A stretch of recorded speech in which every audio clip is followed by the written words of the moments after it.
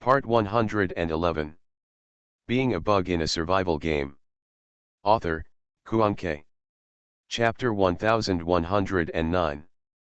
Outside the Door of the End. At this moment, it has long been reduced to a killing battlefield. Team Lin. A few more players from other worlds have broken through the defense line. Block. I really can't stop it? Then let it go. As more and more players from other worlds find the door to the end. A great battle also ensued.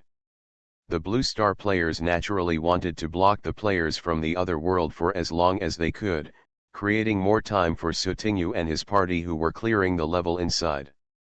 Players from other worlds are desperately trying to break into the door of the end, which is also related to their life and death.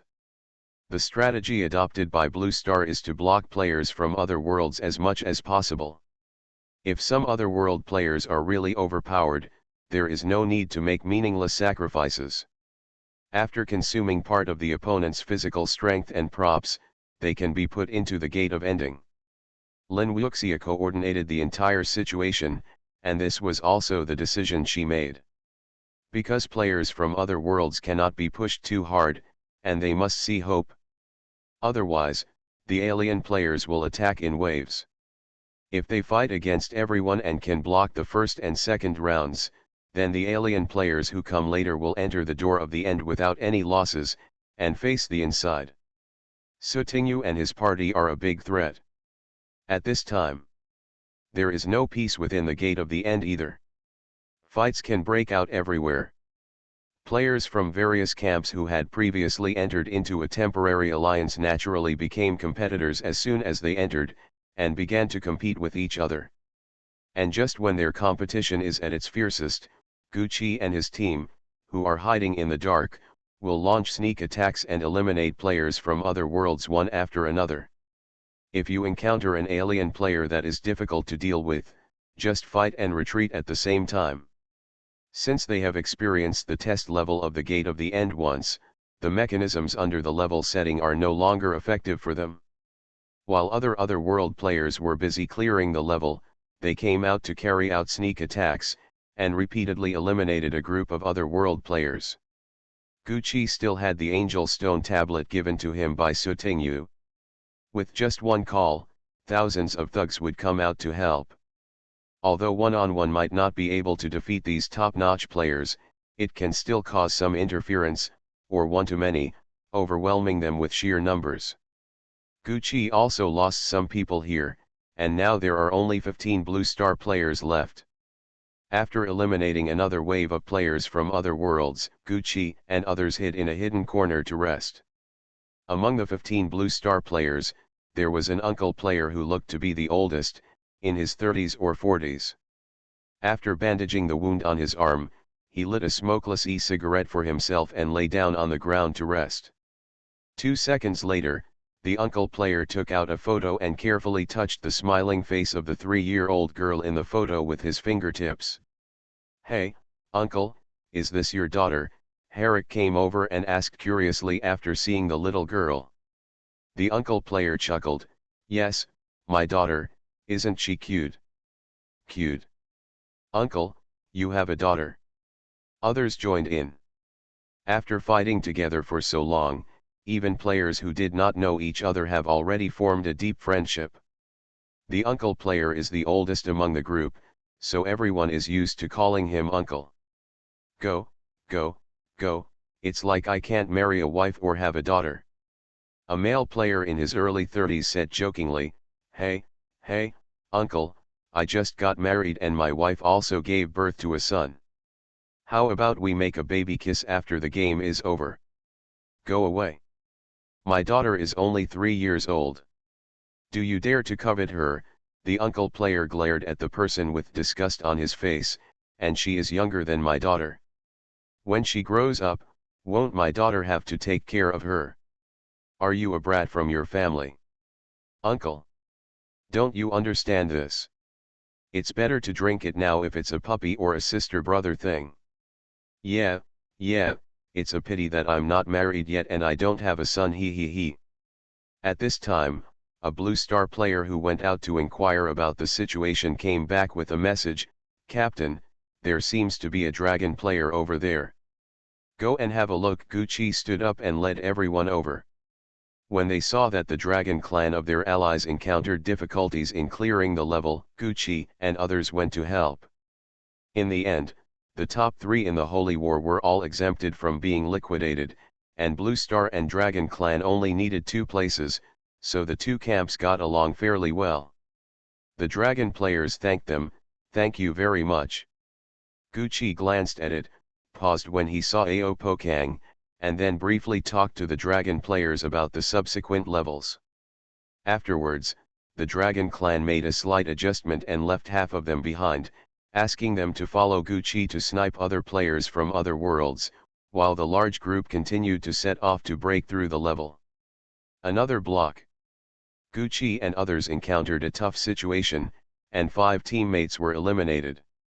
Seeing this, Gucci asked everyone to go back and continue to set up an ambush for the guerrillas at the next level. "This time, I feel like that guy is really strong. I feel a little unstoppable. You have to block it even if you can't.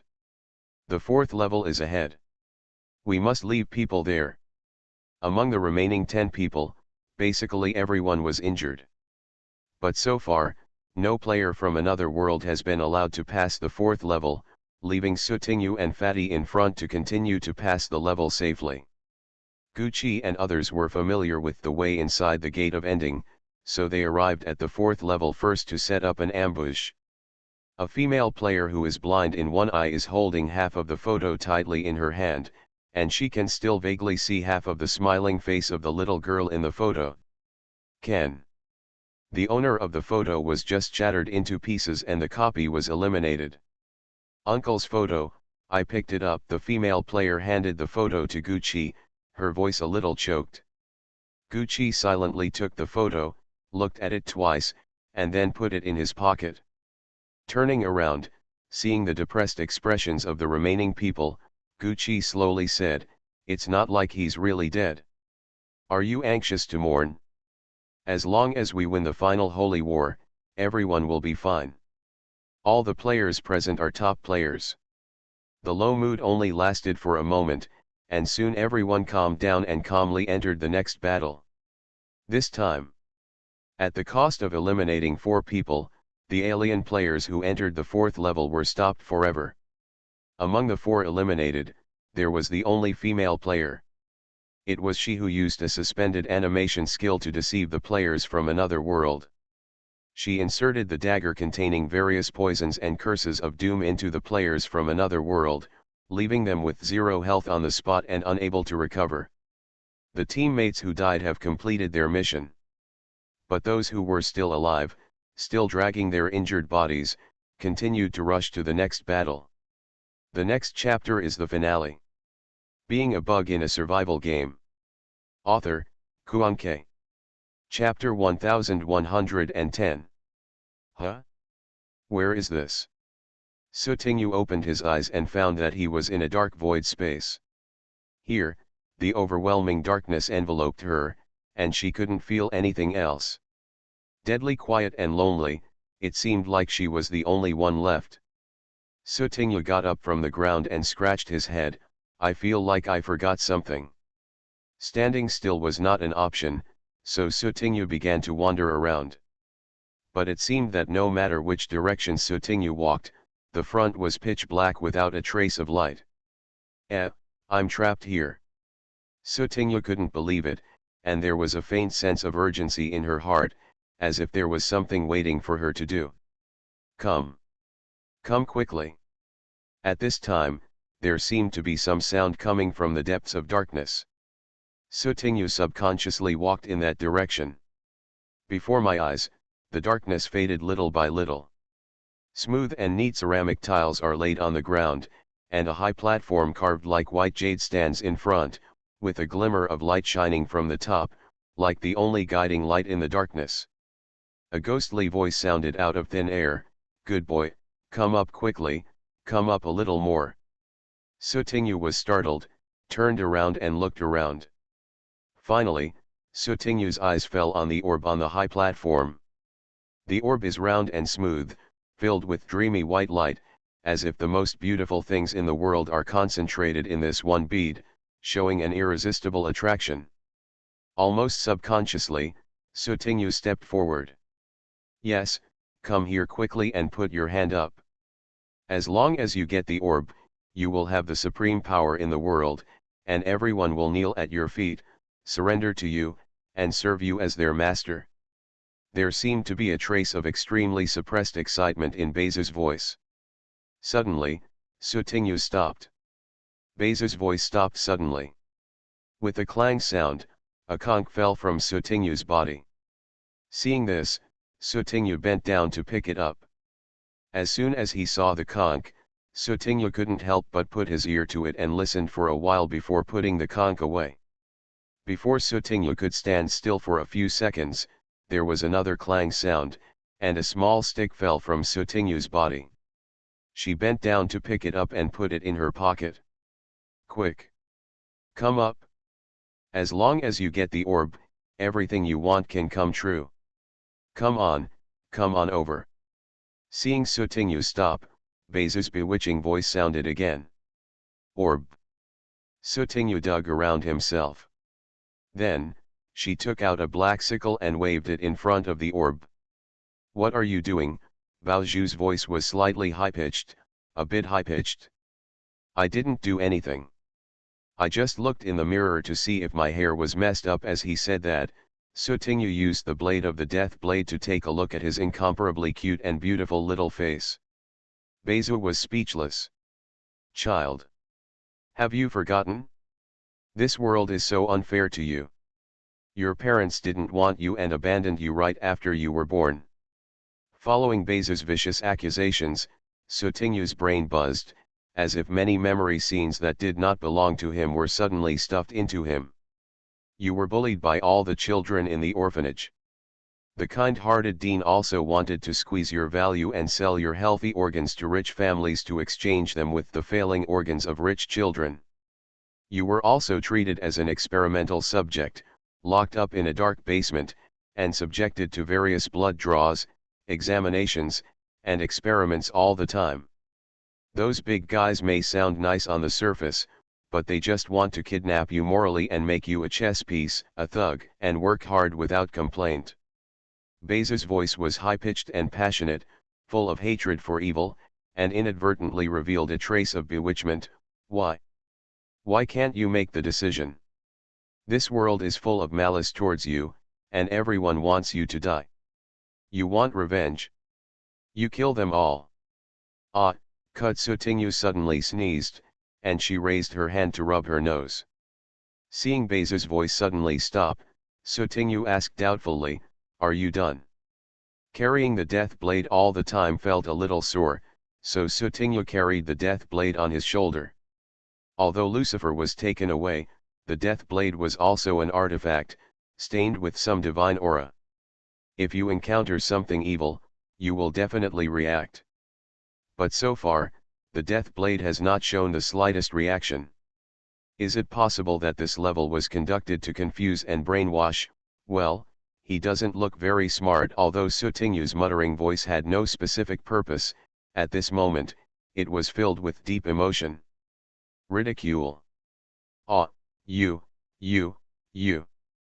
I'm so angry. Bezu is angry. The orb has broken the defense. This little girl deliberately saw it making a fool of herself. I'm going to curse you. I'm going to curse you to hell forever. You'll have a bad death. As the orb cursed hoarsely, the environment around Sotingu was like a mirror that was suddenly smashed to pieces. Sotingu fell into the endless abyss. Real memories begin to return. Sotingu remembered. At first, I was rolling dice with the fat man in front of the 9 doors. Door after door opened. Finally, in front of the 5th door, Sotingu rolled out a 6 and immediately decided to enter the 5th door. But when Sotingu pushed the door open, an alien player who had lurked in suddenly appeared and wanted to stab the fat man to death before entering the door. At the critical moment, Fatty's defensive treasure saved his life. Sutingyu wanted to go out to help Fatty, but was restricted from going out by the open stone door. The moment the stone door closed, Sutingyu heard Fatty's last words, "Boss. You go first." Boom. My eyes fell into endless darkness. Fat man. Sutingyu held the death blade tightly, spread her angel wings behind her, and stabilized her falling body in mid-air. Go save the fat man. Sutingyu was a little anxious. Although Fatty has many defensive treasures, his force is not worth it. At this time, many images flashed through the broken mirror fragments. Sutingyu took a casual glance and was immediately shocked. She saw many people in the mirror, including Fatty, Gucci, and Kikai. Inside the first mirror, in the yellow sand, Qin-Chi held an ancient bronze sword and looked at the alien players who came in expressionlessly. The field unfolded and another round of fighting began. The gatekeeper cannot heal injuries, and players from other worlds take advantage of this and constantly harass them, hitting them and running away. Sutingyu saw that Qin-Chi had some wounds and blood was flowing out, but he was not allowed even the most basic bandaging. Kikai, the gatekeeper inside the holy gate, is Kikai. For a time, Qin-Chi finally got the answer to all the strange things he had done before entering the dungeon. Inside the second mirror, still in front of the 9 doors, Fatty used various props to prevent players from other worlds from approaching any of the 9 doors.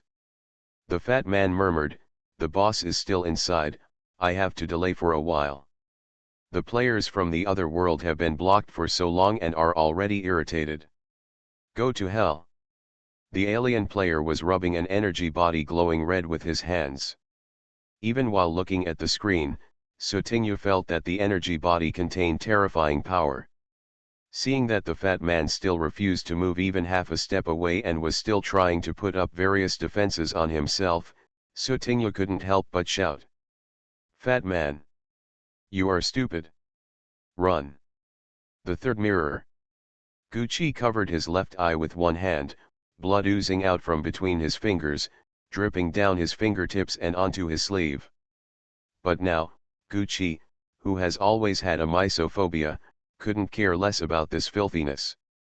Opposite him, 3 identical alien players were looking at him playfully, as if they were looking at prey struggling to its death.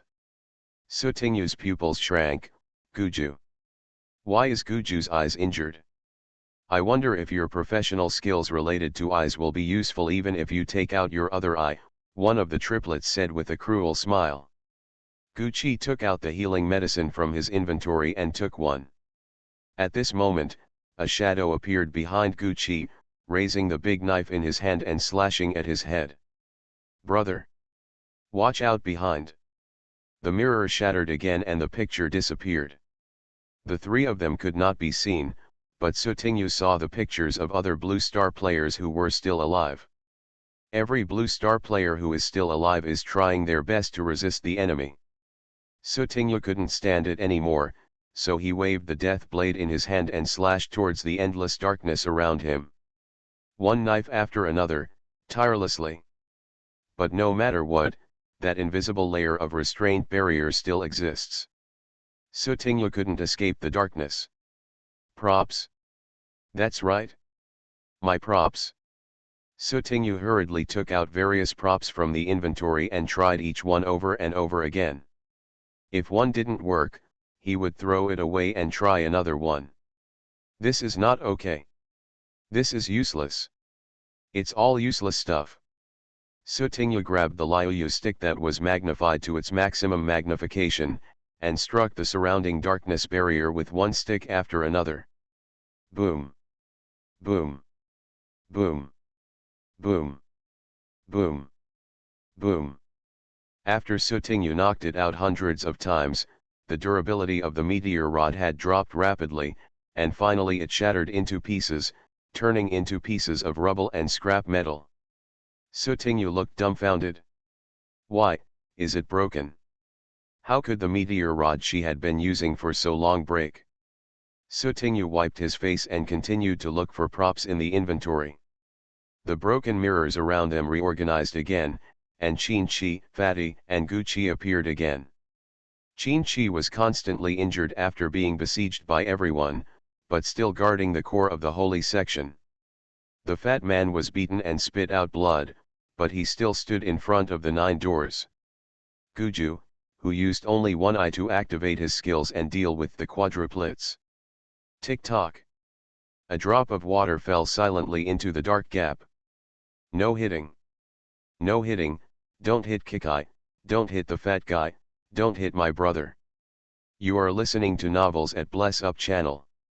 Wish you happiness and luck. Please subscribe to receive new novels. How do you feel about this novel? Please like and leave a comment. Being a bug in a survival game. Author, Kuanke.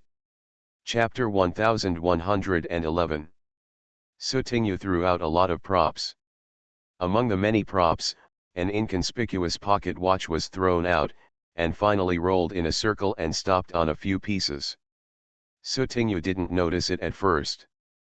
But when the pocket watch came into contact with one of the fragments, the fragment actually merged into the pocket watch, and Sutingyu's game panel popped out.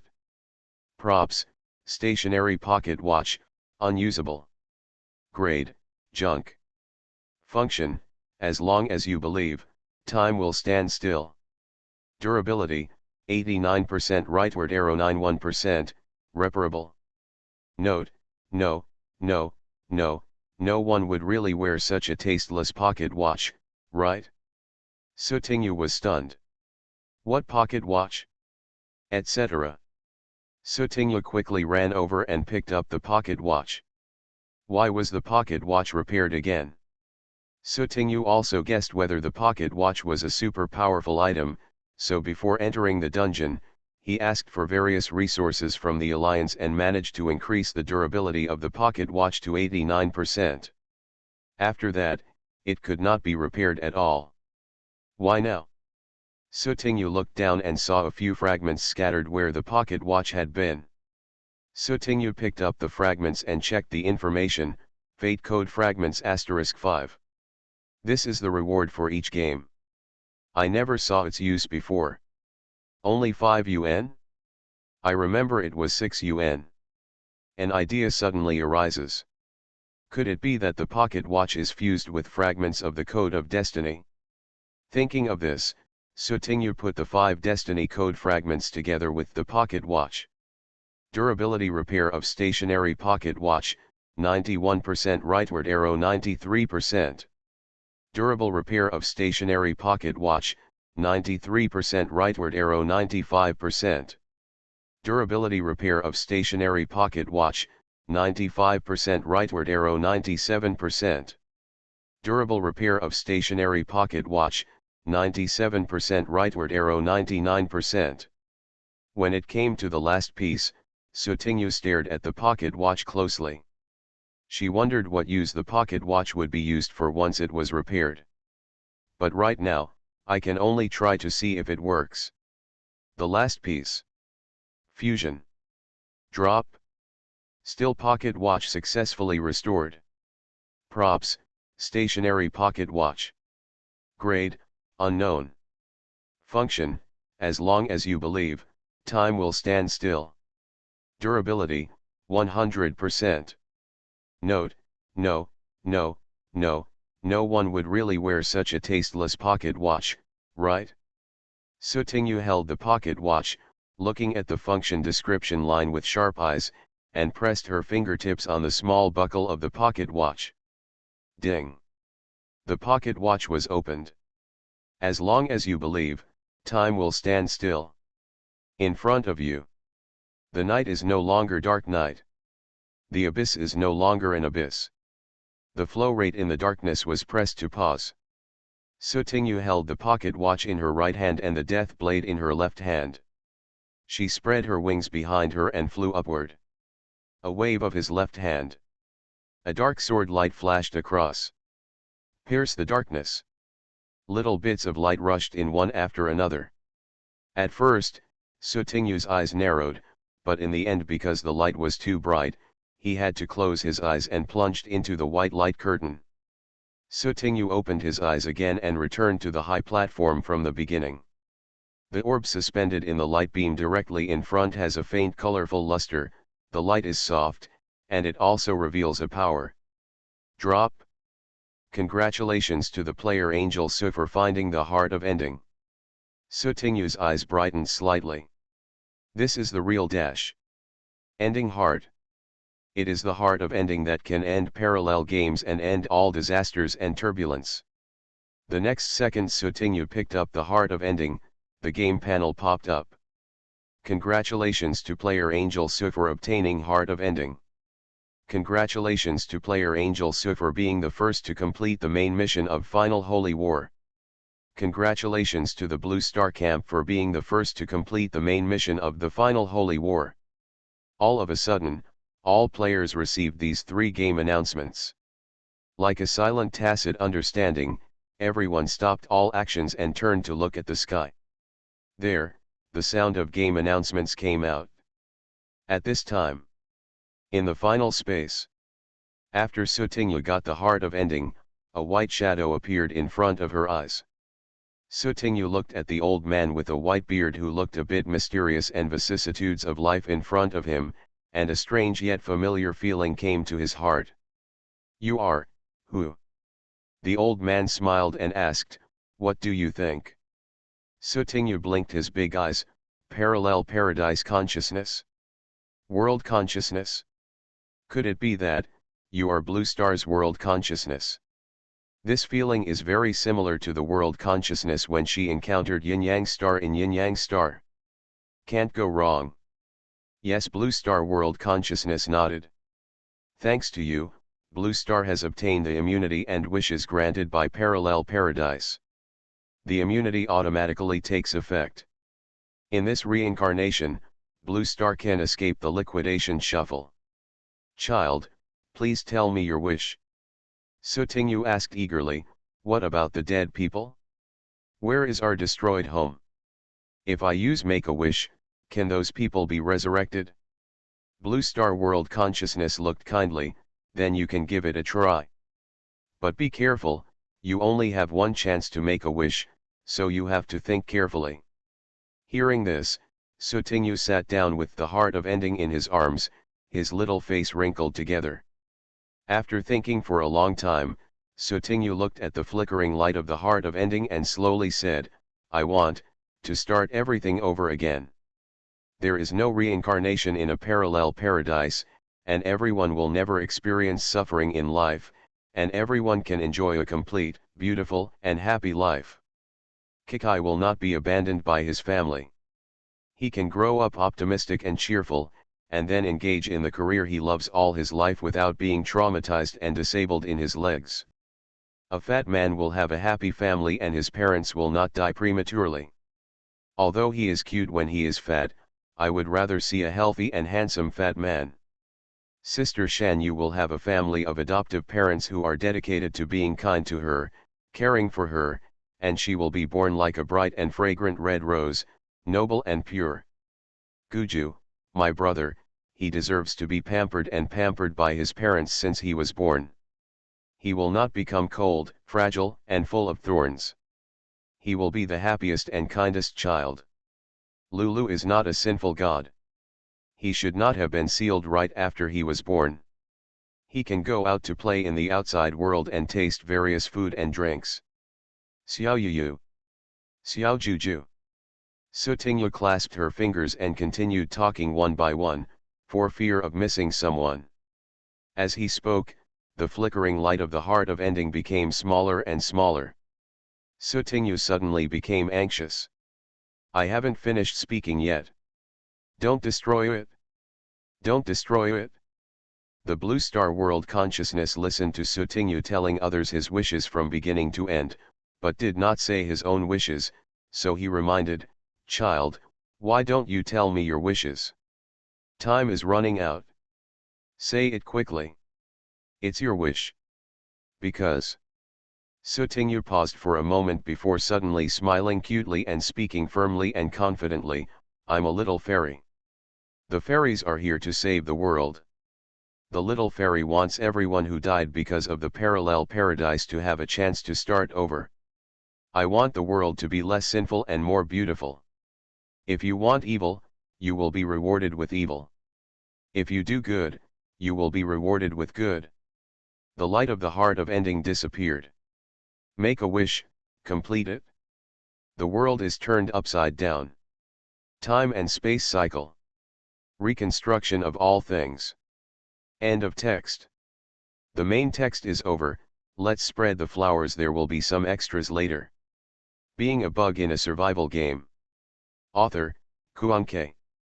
Chapter 1112. Celestial Dynasty. Beijing, the back home of the Gu family.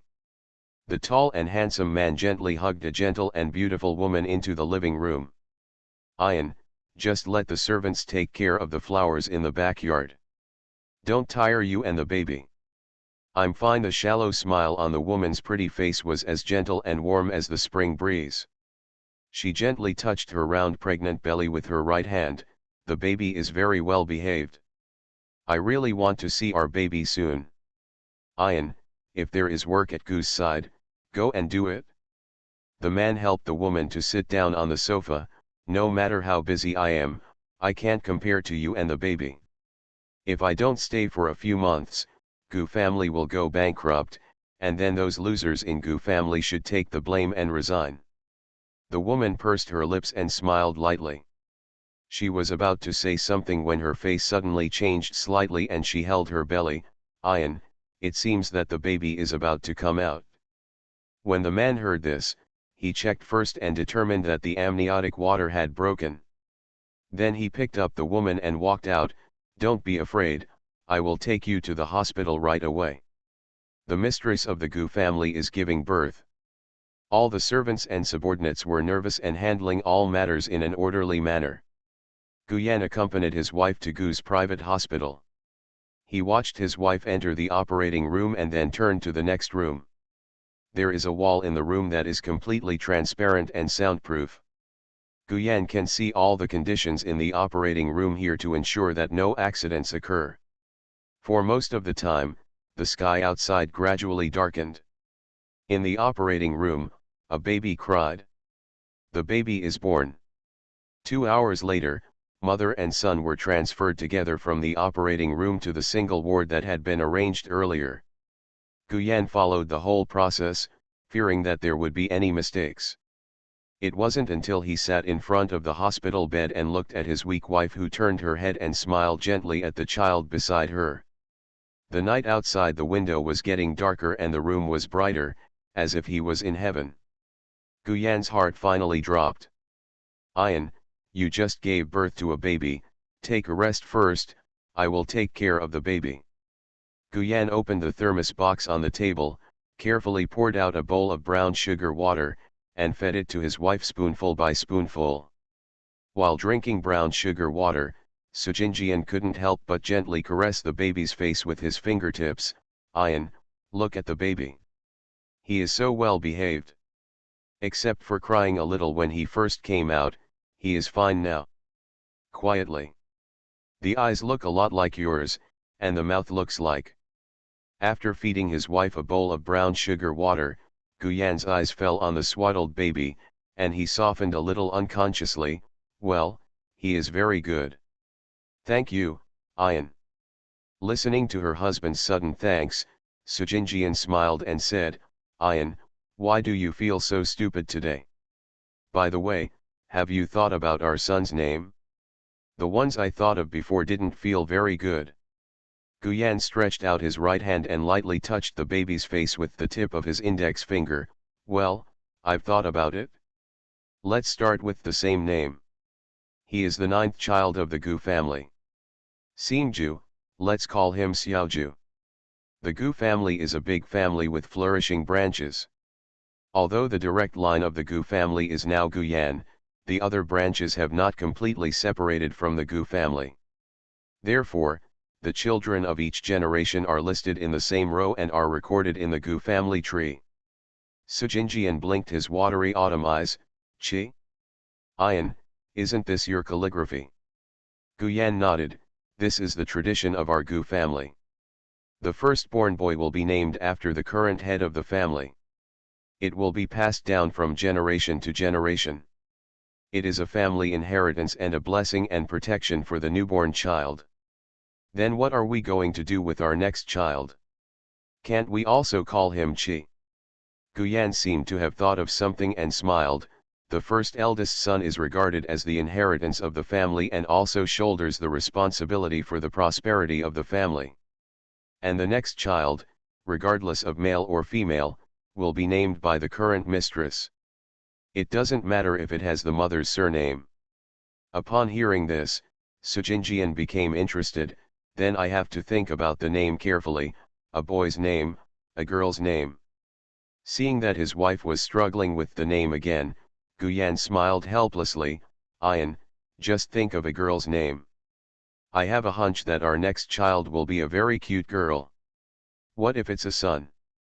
When the son comes out, we can't force him to use a girl's name, right? No, I want both. Sujinjian glared at Guyan lightly, his cheeks bulging slightly in dissatisfaction. Seeing this, Guyan raised his hands and surrendered. Okay, it's up to you. My son's name, I'll think about my daughter's name first. What should I call her? Sujinjian was not really angry. After a while, he took Guyan to discuss the name of the next child with great interest. After a while, the topic returned to the newborn Xiaoju. Xiaoju, I'm mom. This one looks a bit fierce, he's your father. Ian, our child is so cute and beautiful. When he grows up, he will definitely charm many girls. Guyan responded from time to time, looking at his wife and children tenderly, feeling that he had the greatest happiness in the world. The days passed. The newborn baby Xiaoju is also growing up day by day, and gradually begins to recognize people. When I see my mother, I will smile happily and brightly. When he sees his father, he will be very excited and stretch out his little hands for a hug.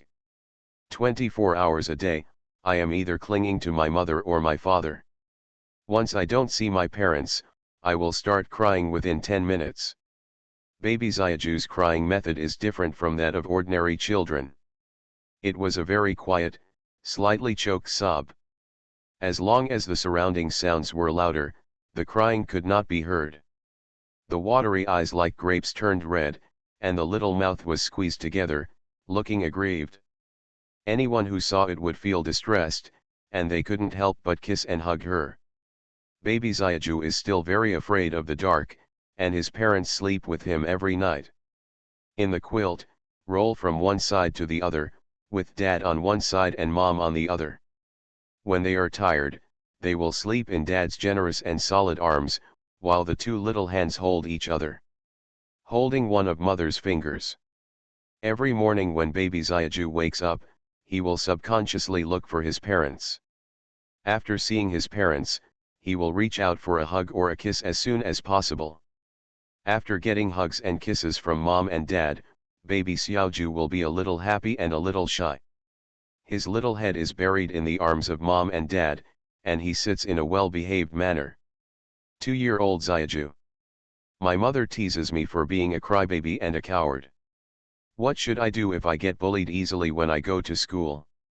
Whenever this happens, my father will say without changing his face, no one dares to bully the children of the Gu family, even if they are a little crybaby or a little timid, it doesn't matter. Don't you always want Xiaoju to inherit the Gu family in the future? When you grow up, if you still have such a soft character, will you? The confused Xiaoju looked at her mother's worried look, reached out to hold her mother's finger, and shook it slightly. That's for the future. Even if Xiaoju is squeamish and crying all his life, I can protect him for the rest of his life. Xiaoju, who was busy comforting his mother, suddenly felt his father's palm gently caressing his head, and was immediately attracted to it again. Yeah. Xiaoju called daddy with a somewhat unclear pronunciation, and her big eyes seemed to be filled with many little stars. When Guyan saw this, he directly hugged Xiaoju into his arms. Xiaoju became even happier. She nestled in her father's arms and said, "Yeah, ba." Sujinjian looked left and right and noticed something was wrong. "Ian, have you noticed that our Xiaoju doesn't seem to be able to speak yet? Other children can call mom and dad when they are less than 1 year old, right? But our Xiaoju, is it because of the bloodline? It's okay. I'll take Xiaoju to visit the ancestral temple tomorrow." Guyan took out a robot from the pile of toys nearby and deliberately placed it in front of Xiaoju to tease him. Xiaoju was indeed attracted to all the attention, and he stretched out his little hands to catch the robot. Sujinjian held his chin at the side and watched the two father and son playing with a smile. "Well, considering the time, it's time for Xiaoju to undergo his first awakening. I just don't know which bloodline Xiaoju will inherit." The next day, Sujinjian packed his luggage and left the Gu family because several concert tours were about to begin.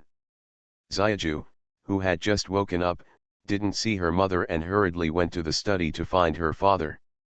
Xiaoju breathed a sigh of relief when he saw his father working in the study. Guyan saw Xiaoju coming and waved to the latter. Xiaoju ran over with a groan, bumped into Guyan's arms, and then asked eagerly, "Ba, pinch, num, num. Mom has gone to work and needs to make money to support Xiaoju. How about being alone with dad for the next few days?" Guyan explained patiently. Xiaoju blinked and hesitated for a while before nodding aggrievedly, "Yeah, yeah. First go with dad to brush your teeth, wash your face and have breakfast. After breakfast, dad will take you to meet your ancestors." Guyan stood up with Xiaoju in his arms and walked out of the study. Xiaoju couldn't understand the last sentence. But he understood that his father was going with him, so Xiaoju nodded obediently. When we first set off, Xiaoju sat in the car and looked out the window excitedly. Xiaoju, who is only 2 years old, rarely goes out. In order to take good care of him, no matter how busy they are at work, Guyan and Sujinjian always leave at least one person to take care of the baby in the old house, so that Xiaoju will not miss his parents for a long time. Fear. It was a long journey. After Xiaoju was excited for a moment, he snuggled into Guyan's arms and played with some small toys prepared in the car. Seeing her father using the computer to talk to his uncle inside, Xiaoju, although he didn't understand much, sat a little further away and played with his toys quietly. Guyan would use his peripheral vision to glance at Xiaoju every 5 minutes to make sure the child was okay, then continue the video call with his subordinates. Seeing that Xiaoju was tired from playing and was rubbing his eyes, Guyan reached out to pull the person over, and with the other hand he casually pulled out a small blanket and covered the child. "If you feel sleepy, take a nap and call Xiaoju when you get there." Xiaoju looked up at Guyan in confusion, hummed softly, and then fell asleep in Guyan's arms. When Xiaoju woke up again, the car had stopped at the foot of a mountain. In order to avoid some misunderstandings, here is an explanation. In the original world, when Guju was sent to look back home, he had not really given a name yet. In order to disgust people, the old witch found out about the naming tradition of the Gu family and deliberately gave Guju Guchi. Later, Guyan having doubts about Guju's identity, he acquiesced in Guju's name and identity. Being a bug in a survival game. Author, Kuanke. Chapter 1113. Guyan picked up Xiaoju and walked up the mountain. There are steps built on the mountain leading directly to the top of the mountain. Halfway up the mountain, Xiaoju saw a few words carved on the big stone next to it, and there were red lines painted with cinnabar. Xiaoju couldn't recognize the words, but he vaguely felt that one of the words seemed a bit similar to the words his father often wrote on paper. There are dense forests on both sides of the mountain road, and the shadows of leaves fall on the steps. Looking at the dark and quiet environment around her, Xiaoju felt a little uneasy and shrank back into Guyan's arms. "Xiaoju, don't be afraid, this is the location of the Gu family's ancestral temple." Guyan patted Xiaoju's back gently with his hand as he walked. Gu family members of all generations will be buried here after death, so don't be afraid, this is also Xiaoju's home. Home. Xiaoju listened in a daze, but after hearing that this place was also home, the fear in her heart subsided a little. The two entered an ancestral hall. Xiaoju stared blankly at the various tablets placed inside, and couldn't help but get a little closer to Guyan. Go over there. Guyan put Xiaoju down, go and offer a stick of incense to our ancestors. Xiaoju looked at Guyan, saw that the other party signaled again, and then walked towards the incense burner. There was a stool to get on over the incense burner. Xiaoju stepped on the stool and reached out to get the incense. The incense candle lit next to it gave rise to a trace of white smoke. Xiaoju sniffed and felt that her eyes were a little blurry, so she raised her hand and rubbed her eyes. When he opened his eyes again, Xiaoju was suddenly stunned. Dad, Dad! Xiaoju suddenly shouted and pointed to a certain place in the air with some excitement. That. Xiaoju wanted to say something, but couldn't. He had to turn his head and look around. Without him noticing, a trace of purple light flashed in his eyes. He seemed to see a lot of people. But Xiaoju inexplicably didn't feel scared, and instead felt very close to her. It seemed like, another one floated over and touched his head. Guyan came over and said, Xiaoju, call me Dad again. Xiaoju obediently called out again, Dad. Well, Dad is here. Guyan picked up Xiaoju and spoke softly. Xiaoju tilted his head. He vaguely felt that his father seemed to be very happy, but he didn't understand why his father was happy. After finishing the incense, Guyan said to Xiaoju, Xiaoju, say goodbye to our ancestors. Okay. Xiaoju turned around, looking at the tablets with big eyes, and said in a soft and crisp voice, Ancestor, Xiaoju and Dad are leaving first. I will come to visit you with Dad again in the future. As he said that, Xiaoju waved his little hand. The door of the ancestral hall automatically shook without any wind, as if in response. After Guyan left the ancestral hall with Xiaoju in his arms, he walked all the way down the mountain. Dad, what is that? Dad, this flower is so beautiful. Dad. On the way down the mountain, Xiaoju kept talking, as if he suddenly opened up his chat box. Everything he saw aroused his curiosity, and he excitedly shared it with Guyan. Guyan responded patiently to Xiaoju every time. After returning to the car, Guyan originally wanted to go home directly. However, seeing Xiaoju clinging to the car window, looking curiously at the scenery outside, Guyan suddenly changed his mind. Xiaoju, do you want to go to the amusement park? Amusement park? That, what? Xiaoju turned his head, blinking, with a curious look on his face. Guyan explained, it is a place where many children like Xiaoju like to go. There are many fun big toys. Wow! Hearing the word toy, Xiaoju immediately became excited and raised his little hands. Xiaoju is going to the amusement park. Can Daddy accompany Xiaoju to the amusement park? With that said, Xiaoju put her little face against Guyan's and rubbed it coquettishly. Okay. Guyan raised his hand and rubbed Xiaoju's head. Xiaoju immediately beamed, okay.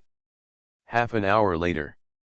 The two people, one large and one small, entered the playground.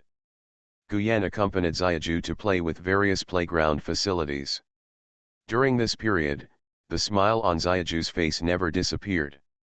Dad, you still want to play with that? That one looks fun. Xiaoju wants to play that one too. After playing for almost 2 hours, Xiaoju was tired and sleepy no matter how energetic she was. The sleepy Xiaoju nestled in his father's arms, made fists with his hands, rubbed his eyes, and then slowly fell asleep. Dad, we'll come to play next time, with Mom. Guyan heard Xiaoju's muttering and smiled silently. He carried the child back to the car and went home. In the next month, after Guyan finished his work, he took Xiaoju to the playground, aquarium, circus, all kinds of fun places. One day, Xiaoju wants to play in the amusement park again. On the way, Guyan had something to do and asked the accompanying bodyguards to take care of him. Xiaoju was sitting on a chair, holding a small rubber ball that he had just bought. While playing, the ball accidentally flew out. Xiaoju saw this and subconsciously followed to find the ball. There were a lot of people in the amusement park when the two bodyguards saw the young master running away. They quickly followed him. "Young master, let's help you get the ball." Two bodyguards stood around Xiaoju to prevent people around him from hitting Xiaoju. Xiaoju stared at the little rubber ball rolling on the ground, and finally rolled all the way to the feet of an 8 or 9-year-old boy. The little boy was carrying a heavy flower basket with many flowers on it. It was obvious that he was selling flowers here. Xiaoju came over and said timidly, "Brother, that, my." The little boy asked in confusion, "What can you do?" I'm looking for the ball," Xiaoju said, poking the little boy's feet with his finger. The little boy looked down and saw the little ball, so he bent down and picked up the ball. "Is that one?" Xiaoju nodded repeatedly, "Yes, this is it." The little boy handed the little ball to Xiaoju. "Thank you, brother." Xiaoju said thank you in a crisp voice after getting the ball. Originally, Xiaoju was a little scared when she went to get the ball and took the initiative to talk to the strange boy. But the brother returned Xiaoju's ball to him. Xiaoju suddenly wasn't so scared anymore. Just when the little boy was about to say something, he saw Xiaoju suddenly look in one direction and said with surprise, "Dad." When the little boy saw that nothing happened, he was ready to leave. Xiaoju was just about to introduce his new brother to his father. When he turned around and saw the little boy leaving, he quickly shouted, "Brother, what's your name?" "My name is Xiaoju." "Brother, where is your home? Can Xiaoju come and play with you?" The little boy looked at the harmonious father and son opposite, his eyes a little dim.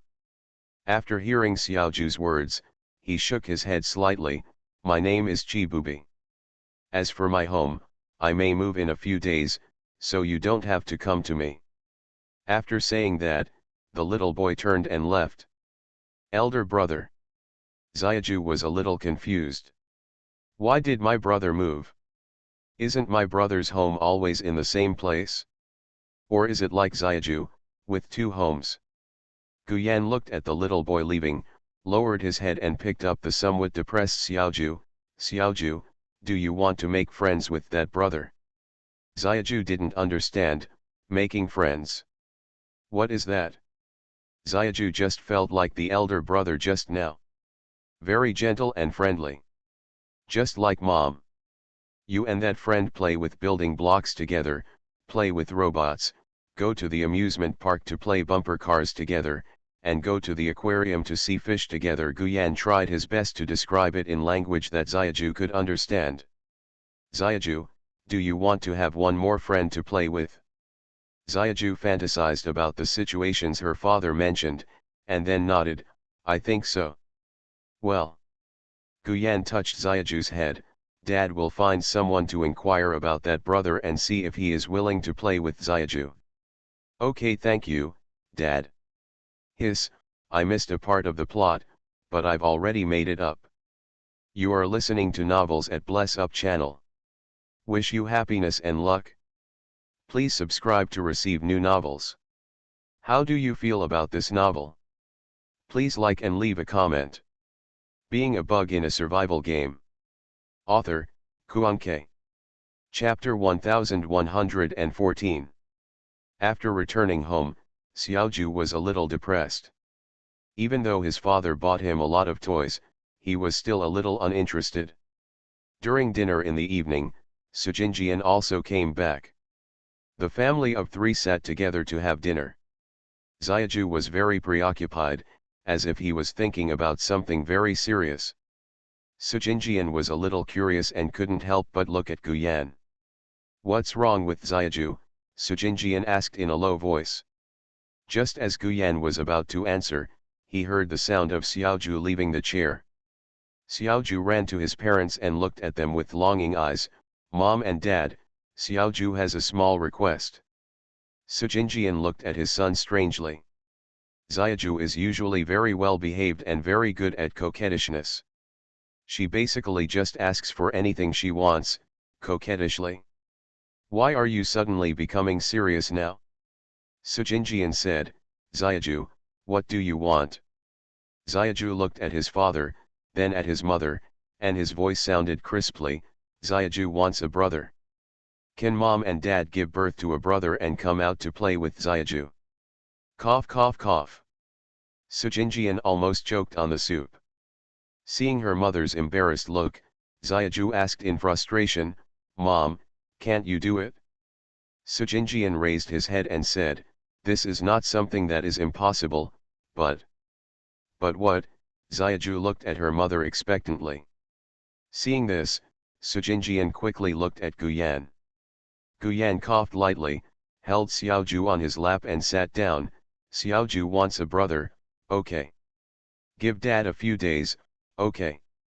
Okay, thank you, Dad. Xiaoju's eyes lit up. The brother he wanted had been promised by his father. Xiaoju was no longer unhappy and obediently returned to his chair to continue eating. After dinner. After Guyan and Sujinjian coaxed Xiaoju to sleep, Guyan explained to his wife what they had discovered today. Sujinjian suddenly realized. That's good. Xiaoju's temperament is a bit introverted. He usually only sticks to the two of us. It's okay to find a playmate for him. Guyan said, well, I will take care of this matter. With her husband's guarantee, Sujinjian felt relieved. 3 days later. Xiaoju, who was playing with toys in the living room at home, noticed someone coming in. She thought it was her father who was going out, so she turned around and looked. As a result, Xiaoju saw an 89-year-old boy who looked somewhat familiar. Xiaoju blinked and exclaimed, brother. Xiaoju happily ran over and got close to the little boy. Brother, are you here to play with Xiaoju? The little boy remembered the gentleman's instructions and nodded, yes. Brother, come here quickly. What toys do you want to play with? Xiaoju became even happier after getting the reply she wanted. She took the little boy's hand and played with the toys together. That night, Xiaoju learned from his father that brother Bubi would stay at Gu's house to accompany him from now on, and he was even happier. Xiaoju was worried that brother Bubi wouldn't adapt.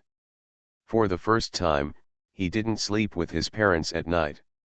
He went to brother Bubi's room holding a little bear doll that was taller than him. Brother, Xiaoju is here to sleep with you, don't be afraid. Xiaoju first moved the bear doll to the bed, and then climbed onto the bed himself. The little boy was a little surprised. You. Brother, there is a bear with us, don't be afraid. Xiaoju blocked the bear doll on the other side of the bed, moved to lie down between the little boy and the bear doll. Seeing this scene, the little boy felt helpless. Who is afraid of?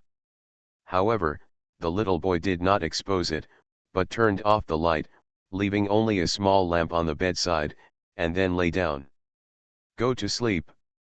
The little boy spoke softly and stretched out one hand to wrap Xiaoju in his arms.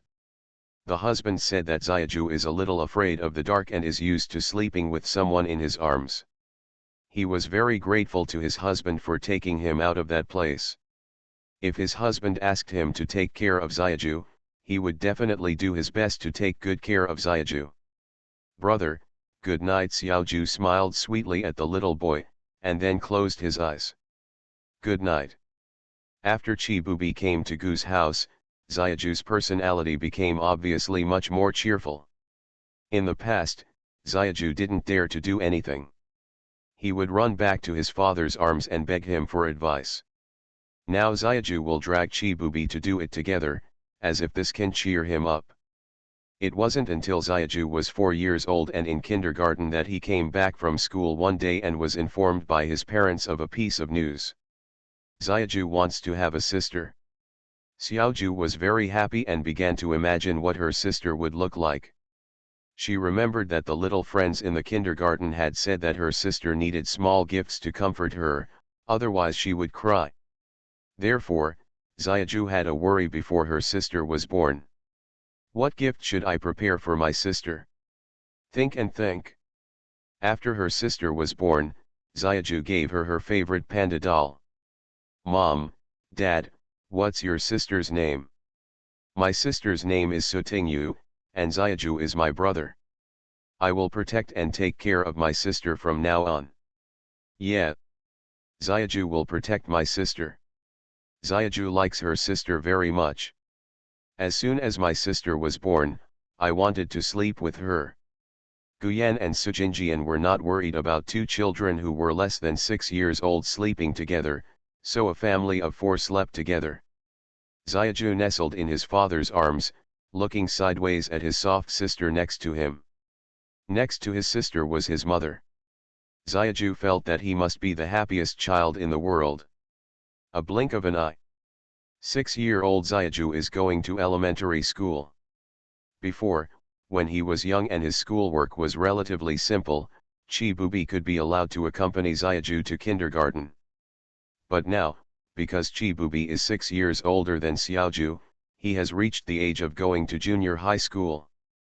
There are more subjects in junior high school than in primary school.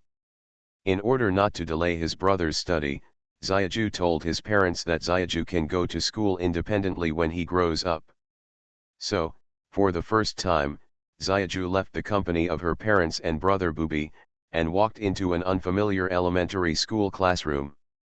Xiaoju was not very adaptable at first, but gradually, she got used to it little by little. Xiaoju is very smart and learns things quickly. Xiaoju ranks first in the class in every exam, has a gentle and shy personality, and is easy to get along with, making Xiaoju the most popular child in the class. When his sister's birthday was approaching, Xiaoju was struggling with what birthday gift to prepare for her sister, so she asked her friends in the class.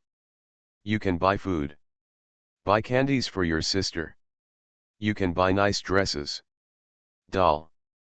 Xiaoju thought these ideas were good and accepted them all. He bought them all. Give it to your sister. Being a bug in a survival game. Author, Kuanke. Chapter 1115. After school. Xiaoju went shopping in the mall based on the information provided by her classmates. Before entering the mall, Xiaoju specifically told several bodyguards following him, I want to pick out gifts for my sister by myself. You can just wait for me outside. The bodyguards looked at each other without retorting, okay, young master. After Xiaoju entered, the bodyguards dispersed. Some followed Xiaoju, and some took a detour to the front in advance to strictly eliminate all potential dangers. Before the bodyguards followed Xiaoju, Guyan specifically told them that no matter what time, they must ensure that someone is following Xiaoju. Even if Xiaoju doesn't want anyone to follow them, they must follow them secretly so as not to be discovered. A child's mind feels that everything in this world is beautiful. Guyan didn't want to expose Xiaoju's innocence at his age, but he also wanted to eliminate all possible dangers. In the mall, Xiaoju chose a lot of small gifts according to the suggestions given by her classmates. After paying, she handed them to the mall staff to help wrap them. Kid, can you handle these things by yourself? I can. Xiaoju carried several shopping bags in both hands and walked out of the mall one step at a time. Xiaoju put the shopping bag on his shoes to cushion it. After taking a few breaths, he picked up the shopping bag again and walked outside. At this time, 4 children were chasing and fighting on the street, and accidentally knocked down Xiaoju who was walking towards them. Xiaoju was knocked to the ground, and some skin was scratched on the palm of his right hand. Gift. Xiaoju ignored the stinging pain in her palms and looked anxiously at the gift she bought for her sister. Seeing that the packaging of the gifts inside was still intact, she breathed a sigh of relief and stood up to pick up the shopping bag. What is this? One of the older children who knocked down Xiaoju picked up a shopping bag. Seeing the beautifully wrapped gift box inside, he wanted to open it curiously. Xiaoju saw this and immediately stopped her. Wait. Then you can't open the gift I bought for my sister. Seeing Xiaoju so anxious, the older child looked at each other and showed a nasty smile. Boy, you just hurt me, this is compensation. You. Xiaoju has never seen such an unreasonable person. He looked a little at a loss for a moment and retorted in a low voice, no, that's my sister's. What sister? This is mine now. That's right. You hurt me too. You have to compensate me too. And I. Xiaoju saw that the gifts he had given to his sister were almost all taken away, and his eyes were red with anxiety. No, no, you can give it back to me. The automatic sensor door of the store next door opened, and a little girl walked out with a lollipop in her mouth. She looked about 4 years old. She glanced around and immediately saw people like Xiaoju. The little girl felt a little familiar, and after taking a few more glances, she immediately discovered that the 4 children who were bullying were acquaintances. Hey! Big fat ball, what are you doing? The little girl took out the lollipop in her mouth and shouted in the direction of several people. The 4 eldest children, who were still very arrogant at first, turned around and saw the little girl who was half a head shorter than themselves, but they all felt like they were facing a formidable enemy. Why is this little witch here? We are just playing, it's none of your business, none of your business. The little girl raised her eyes and saw Xiaoju Hao, who was surrounded by people, and felt like she was about to cry. She snorted coldly and put her hands on her hips. You are bullying people again, right? The gifts I gave you before were not enough. Now come and grab other people's gifts. As if some horrific memories had been brought back, the originally arrogant foursome suddenly turned pale. I was just joking with him. My mother called me home for dinner. I'm leaving first. I still have homework to do. I'm going home. The foursome dropped their shopping bags and ran away in panic. When the bodyguards in the dark saw this scene, they continued to stand still. At this time, after Xiaoju took back all the gifts for his sister, he turned to look at the little girl. His eyes were bright, like many little stars twinkling. You are so awesome. The little girl looked startled, then curled her lips. It's not that I'm great, it's that you are too weak. It was as soft as a soft bun, and anyone could take a bite of it. It's useless for you to be bullied by those little brats just now.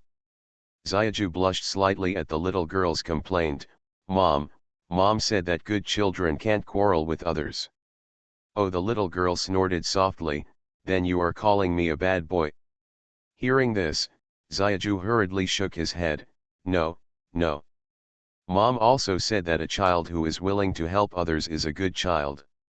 Thank you for helping me just now. Treat you to some candy. Xiaoju grabbed a handful of candy from his pocket and held it in front of the little girl. The little girl wanted to be more handsome and said no, but when she saw the colorful candy wrappers, she swallowed her saliva in frustration. These are candies she has never eaten before. The little girl took the candy, a little embarrassed, and quickly added, Look, for the sake of the candy, I will protect you from now on. No one dares to bully you. My name is Gucci, and my nickname is Xiaoju. What's your name? My name is Shan Yu, you can just call me Xiao Yu. Xiaoju asked expectantly, Xiao, where is your home? Can I play with you? I want to be friends with you. The little girl put her hands on her hips with a look of disdain. I'm very busy. I don't care about being friends. It's childish. Seeing that Xiaoju's expression dropped and he looked pitiful, like a cute little abandoned dog, the little girl suddenly changed her words awkwardly.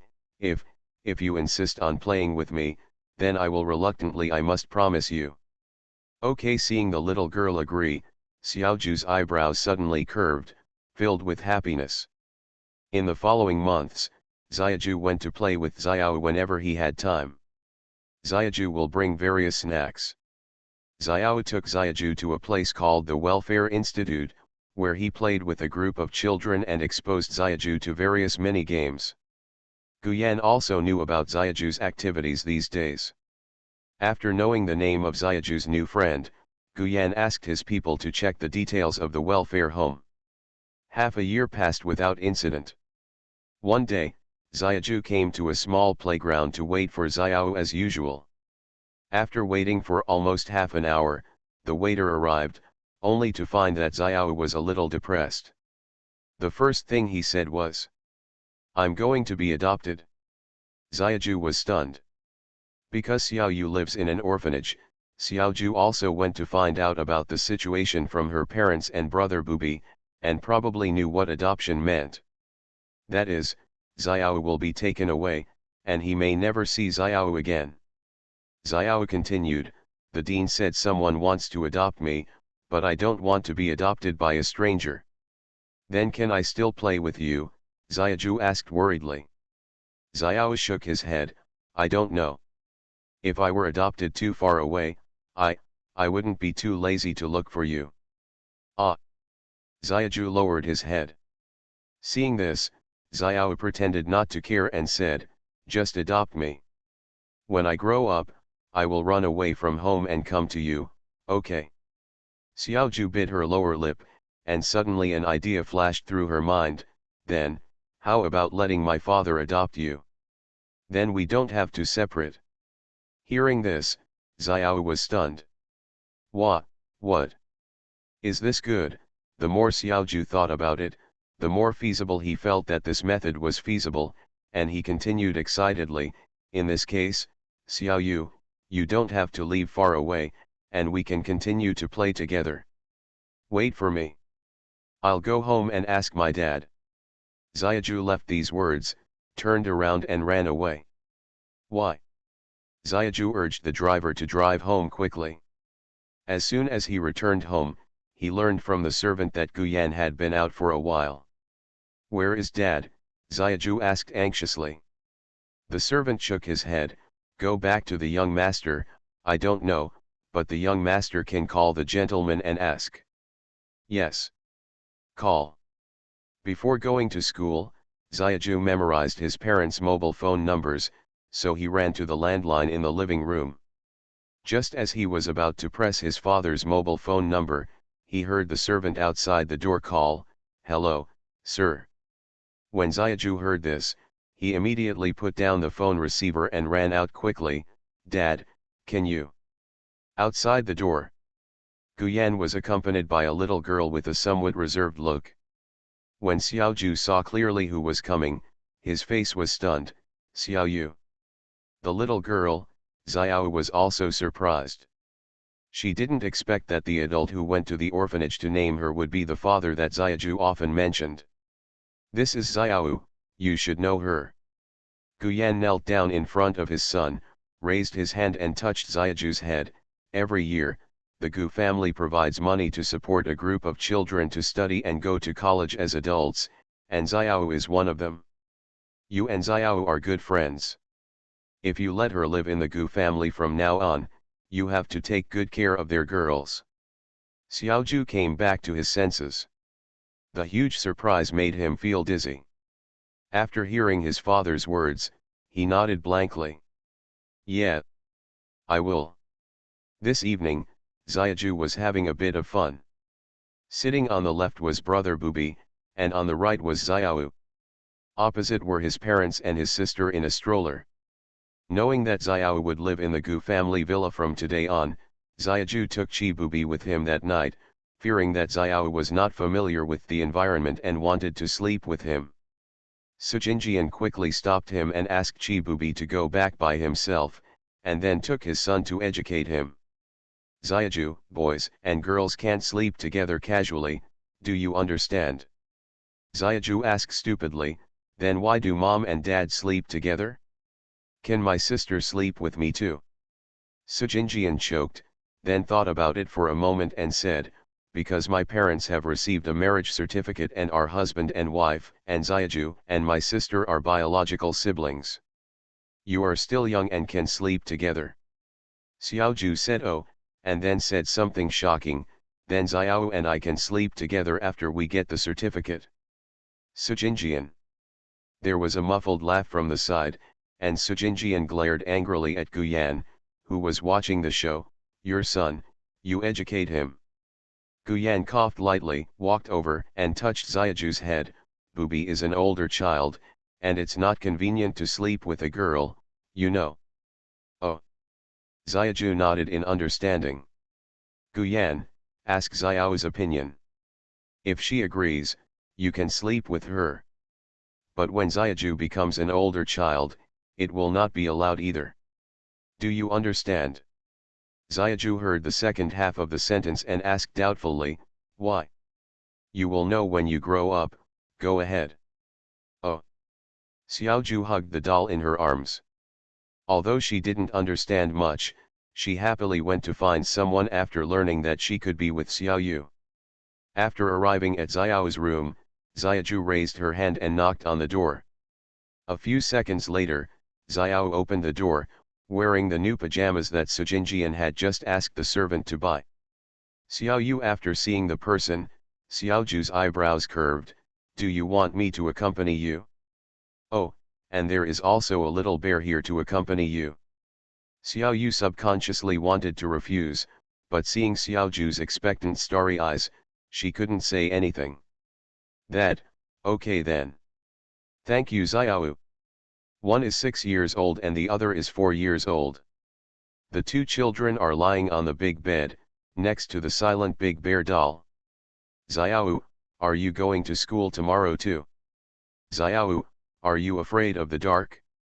Don't be afraid. I'm here. Xiaoyu, have you ever been to an amusement park? It's so fun there. Let's go to the amusement park on Saturday. Xiaoju couldn't sleep and talked a lot to Xiao. Xiao looked at the soft buns opposite who kept chattering. Strangely, he didn't feel as noisy and annoying as the children in the orphanage, but instead felt a little bit at ease. When Xiao was taken away to the orphanage, she was more worried about the unknown. When Xiaoju saw Xiaoju at the door of the villa, Xiaoyu breathed a sigh of relief. In the unfamiliar environment, there was the soft bun she was familiar with. Thank you Xiao said quietly. Xiaoju didn't hear clearly for a while, so he asked doubtfully, Xiaoyu, what did you just say? Unexpectedly, the little girl who was originally calm suddenly became angry and turned over angrily, forget it if you didn't hear me. Ah, Xiaoju blinked in confusion. I'm sleepy. I'm going to sleep. After hearing what the little girl said, Xiaoju had to calm down, well, Xiao, good night. No respond. Xiaoju looked a little disappointed, but she still closed her eyes obediently and prepared to sleep. After almost a minute, a slight good night sound came. Xiaoju was stunned for a moment, then opened her eyes and saw that the little girl who had turned over had turned around, but her eyes had been closed. However, Xiaoju still saw the little girl's eyelashes trembling slightly. Xiaoju pursed her lips, smiled silently, and then closed her eyes again. Being a bug in a survival game. Author, Kuan-Ke. Chapter 1116. The Other Side. After putting his little daughter to sleep, Sujinjian quietly came to Guyan and asked, why do you suddenly want to take the little girl you sponsored home? Isn't she a good friend of Xiaoju? If the child continues to stay in the orphanage, he may be adopted by someone in the end. By then, Xiaoju will no longer be able to cry. Guyan seemed to have thought of the scene of his son crying, and looked at him. Shang smiled. Sujinjian looked Guyan up and down. He always felt that something was wrong. He narrowed his eyes slightly, I always feel like you are planning something. It's weird. No. Guyan reluctantly took his wife's hand and clasped it in his palm. I checked that orphanage, and it seemed okay on the surface, but secretly it sold the children in the orphanage at high prices and gave them to children from wealthy families with defective body organs as organ containers, so it was reasonable. We can't let Xiao stay in the orphanage anymore. After saying that, Guyan's eyes were cold and cold. That's how it is hearing such disgusting and dirty things. Sujinjian frowned, and felt a little more pity for Xiao Yu's life experience. That child looks quite optimistic. I didn't expect to be inside the wolf's den. It doesn't matter if Xiaoju has more playmates. When Xiao grows up, he can also have more sisters. Well, that's what I thought too. The 12-year-old Xiaoju went to junior high school with equally good academic performance and was deeply loved by teachers and classmates. One day, a grade-skipping student came to the class. He was a little boy who looked to be only about 8 years old. In order to allow the new students to integrate into the class as soon as possible, and also taking into account the new students' fear of strangers, the class teacher divided the new students into Xiaoju's desk mates. Xiaoju took the initiative to communicate, "Hello, my name is Guqi." The new deskmate glanced at Xiaoju and said in a calm voice, "Qin Lin. If you don't understand anything, you can ask me." Xiaoju feels that her new deskmate seems not very talkative. So, I worked harder to take care of my new deskmate. After a week, Xiaoju talked more with her new deskmate. When it was time for summer vacation, Xiaoju took the initiative to invite his deskmate to play at home. As soon as the two of them entered the door of the Gu family hall, a little dumpling with squirting milk rushed over, like a small cannonball, and plunged into Xiaoju's arms. "Brother." Xiaoju picked up his sister and introduced to Qin Lin, "This is my sister, Su Tingyu." "Xiao, this is my brother's deskmate. You can call him Brother Xiaoqi." Xiao grabbed his brother's hand and poked his head out curiously, looking at the little brother opposite. Seeing that the little brother opposite seemed to be looking over, Xiao blinked his big eyes and called out in a sweet voice, "Hello, Brother Xiaoqi." Xiaoqi looked stunned and replied, "Hello. Brother Xiaoqi, go play with Xiao." Xiaochuanzi was not afraid of strangers at all. He walked over boldly, holding the hand of his new brother and his own brother with the other hand, and then walked happily to the children's room. Seeing this, Xiaoju and Xiaoqi had no choice but to follow Xiaochuanzi.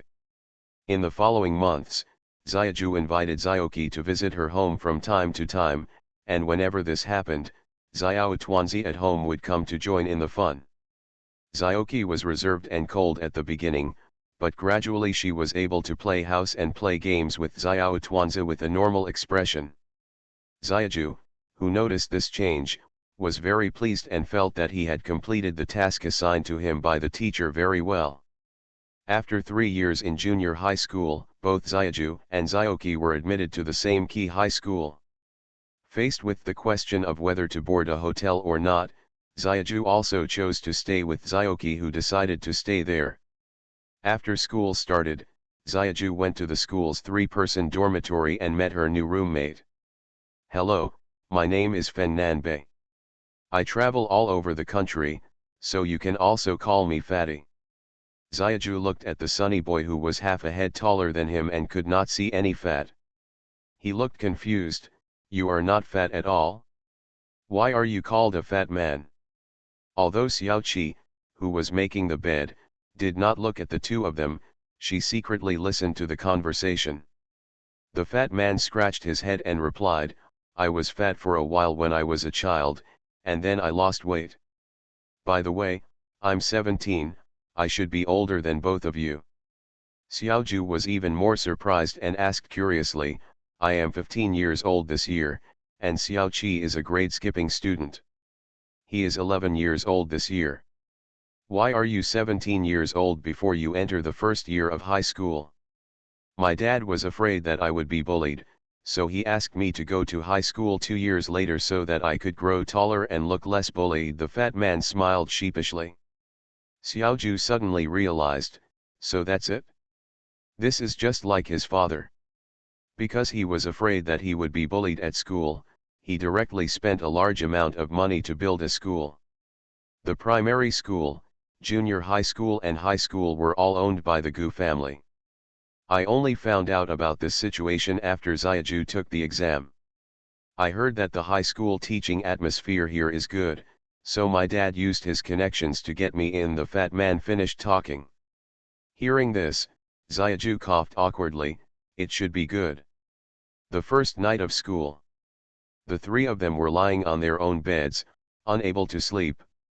At this time, Fatty couldn't help but chat about various topics. When I was a child, a nanny at home gave me some hormones, and then I suddenly gained weight. Fortunately, my dad found out in time and went to see a doctor in time, so he didn't become a big fat man now. Our family is quite troubled. My mother also suffered from liver cancer. She was too busy with work all year round and had no time to experience it. I accidentally knocked my head in school and was sent to the hospital. My mother learned that she had fainted and was sent to the hospital before being checked out. Fortunately, it was in the early stage and she could still be treated. And my dad almost died in a car accident. Xiaoju felt very strange when he heard it. It can be said that the fatty's family has been in many troubles, but it can save the day every time. Xiaoju sighed. Then no wonder your dad is so cautious about you going to high school. He, you are blessed with good fortune anyway. The fat man turned to look at Xiaoqi, who had been silent all this time, and asked, Qin, how is the situation in your family? My family, there's nothing to say. Xiaoqi pulled up the quilt and said in a calm voice, my parents are married by family, but I heard from my grandfather that my mother's initial marriage partner was my uncle, and later he found out that my uncle had a girl he couldn't forget, Bai Yueguang, so he changed his marriage partner to my dad. My parents' relationship was average at first, but now. Xiaoqi remembered that one day when she was in the first grade of junior high school, she occasionally returned home and heard some noises. A rare trace of doubt flashed in her calm eyes. At that time, my mother was angry and asked her father to let her go, but she did not run away. But my father, who has always been honest and artistic, acted very tough and took my mother back to the room. Later, Xiaoqi didn't know. The soundproofing of the room is quite good. It should be okay. Xiaoqi was a little unsure. Anyway, when I got up the next day, I saw my father humming a song and going to the kitchen to make breakfast. He was in a good mood. When his father asked him to wake up his mother, when Xiaoqi went there, he found that his mother had already woken up, but I didn't go down, saying my legs were weak. Adults are all good at lying. They are obviously better at staying in bed than him, and they are still making excuses for weak legs. The fat man's eyes suddenly lit up. Frog, frog, frog. Marriage first, love later. What is marriage first, love later? Xiaoju asked curiously. Just get on the bus first, and then pay the ticket. Cough, cough. The fat man said quickly, thinking that both of them were the kind of good students, and they were definitely not like him who always watched TV dramas and read novels, so he started to popularize science in a serious way. Just get married first and get a certificate, and then develop a relationship and become loving after marriage. Xiaoju blinked. Then my parents are not like this. I heard from my housekeeper that my parents were very loving before they got married, and they got married because they liked each other. Hey, my dad had an unrequited love for my mom at the time, and it took him more than 10 years to pursue her. The fat man began to talk about his dad's relationship history with great interest. As for the other two people, one was full of curiosity and the other was pretending to be calm. They both listened carefully to the gossip. Time passed little by little. In the conversation between you and me, Xiaoju gradually became familiar with this fat guy as his new roommate, and made his first friend in high school. You are listening to Novels at Bless Up channel. Wish you happiness and luck. Please subscribe to receive new novels. How do you feel about this novel? Please like and leave a comment. Being a bug in a survival game. Author, Kuanke. Chapter 1117. Little Fish Diary. July 16th, sunny. The little fish just woke up today and was taken into the sea by its mother. The little fish found it very novel. Why can small fish breathe in the sea? It seems that small fish originally lived in the sea. Xiao told his mother his doubts, and her mother replied with a smile, Xiao is a child of the sea, and he has inherited the blood of the sea. Children of the sea? Xiao didn't quite understand, so he quickly asked his mother, is Xiao still a little fairy? Mom smiled and said, of course, Xiao is the cutest little fairy in the world. Hearing his mother's praise, the little fish was shy but also very happy. In the end, Xiao didn't know how to get home.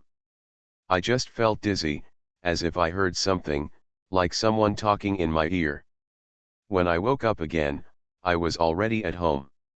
October 12th, sunny. Today, brother Xiaoqi came to play at home again. The elder brother also played house with Xiao. Xiao was the prince, Xiaoqi's elder brother was the princess, and the elder brother was the evil dragon who stole the princess. Finally, the brave and lovely little fish prince defeated the evil dragon and rescued the seventh princess. The little fish is very happy. December 4th, cloudy. Today, my mother and sister Xiao came back. From what my brother said, it seems that my mother and sister Xiao won some awards when they went abroad. Her mother is a very powerful and popular performer, and sister Xiao studies with her mother. Xiao said she didn't quite understand, but she was very happy that she could sleep with her mother and sister Xiao again.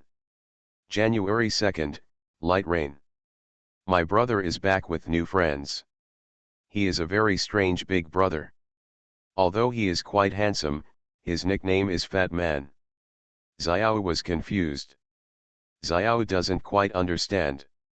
However, Fatty gave Xiao a very beautiful doll as a meeting gift, and Xiao liked it very much. February 12th, sunny. My father and brother Booby came back before the new year from a business trip. Dad doesn't shave and stabs small fish with his beard whenever he meets someone. Xiao was disgusted. Xiao was helpless. As soon as he pushed his father away, he would show a sad and aggrieved expression, and Xiao had to coax him. Xiao had no choice but to reach out and hug his father again. It's really hard to coax adults. But there is no way, Xiao is the kindest and cutest little fairy. The little fairy cannot make his father sad. April 1st, sunny. Today is Xiao's 10th birthday.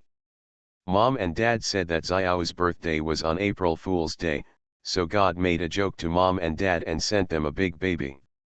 While listening to the birthday song, Xiao made a wish in her heart. Xiaoyu is a little fairy, and little fairies have special privileges. Can God let the little fairy get a special gift? Also, the little fairy hopes that her parents, brothers, and sisters will always be happy and safe. The most important thing is to always like Xiao. June 1st, heavy rain. The little fish was a little unhappy. Mom, Dad, brothers, and sisters agreed that Xiao would go out to play and have a children's day where Xiao made the decision. But God didn't give the little fairy face, so it rained. Xiao had to go home and watch cartoons. At night, Xiao felt very sleepy, so he said good night to his parents, brothers, and sisters, and went back to his room to sleep. Oh, Xiao is 10 years old this year. He is a big boy and can sleep alone. The little fish seemed to have had a dream. I had a very strange dream. In the dream, the little fish seemed to have a pair of wings and fly freely in the sky. Susu. Vaguely, Xiao seemed to hear someone calling him. Xiao turned around, in the endless light. It seemed like I saw a blonde angel who also had wings. So beautiful. Xiao didn't have time to ask what it was. Suddenly, another voice came from my ears. I gave him to you, take good care of him. This is my chosen child, you guys. Then do I need to tell others that you have been secretly bugging this child? Cough, cough, cough, hurry up, hurry up, hurry up. Xiao felt so strange. But I couldn't hear anything behind me, and I completely lost consciousness. The next day, the little fish woke up. Turning his head, Xiao was shocked. Because there is an extra little baby beside the bed. The little baby has sizzling milk, a pair of small black wings growing from behind, and long golden silk-like hair hanging loosely. Like an angel in a dream. Hello. Xiao reached out and poked the little angel. The little doll's eyelashes fluttered. When he saw the little fish after opening his eyes, he was stunned and flew towards it the next second. Little Susu. Got you. Xiao subconsciously hugged the palm-sized baby. How strange. Obviously Xiao has never seen this doll-like elf angel, but it feels very familiar. Hello, what is your name? The elf looked up and replied, Lulu. It's little Susukai's name. Xiao held the elf in his hand, his eyebrows curved. Hello, Lulu, my name is Xiao. Welcome to Xiao, my friend. End of extra chapter. The extra chapter ends here. I thought about whether I should keep writing about falling in love as an adult. Then I thought about it. Childhood and teenage years are the most beautiful. It seems good to let this beauty stay here. Being a bug in a survival game. Author, Kuanke. Chapter 1119. Chapter 1119. The new book Beast Control begins from inheriting. The inheritance is being serialized. It is the first to read. Search the title of the book or click on my avatar to enter the author's page. You can add it to the bookshelf to read. If you are interested in the new book, you can vote for the new book. Thank you, thank you. The theme of the new book is a beast control novel that I have been thinking about writing for a long time. I also quietly added a little beast control element to Big Fish, which is my little selfishness. Beast controlling stories are also an unpopular niche on female channels, even more unpopular than infinite streaming. But when you were watching Pokemon as a child, who didn't have the desire to be an elf trainer? Now that I have grown up, I want to fulfill my childhood wish and have my own elf. Introduction to the new book. Guling returned to the exam room at the end of the first semester of high school. When she saw the contents of the test paper clearly, she was stunned. What are the conditions for Menasa to evolve into Menizaru? What are the restraint attributes of the flying system? What is the correct approach when encountering pet poachers in the wild? What are the current guardian-level pet beasts in Longxian Kingdom? Thousands of words are gathered into one word, Gan. When I wake up, the world has changed. Why do camels breathe fire? Why do cats discharge electricity? Why do fish spit out ice cubes? Whose mantis is 1 meter tall? Outrageous. The lightning elves chasing the freedom of the prairie, the ascetic hatred who implements the spirit of martial arts, the lonely knight walking alone on the top of the snow-capped mountains, the soul fire jumping in the hidden shadows, the power of friendship and trust, the whispered oath contract, the dark we die together at night and walk together at dawn.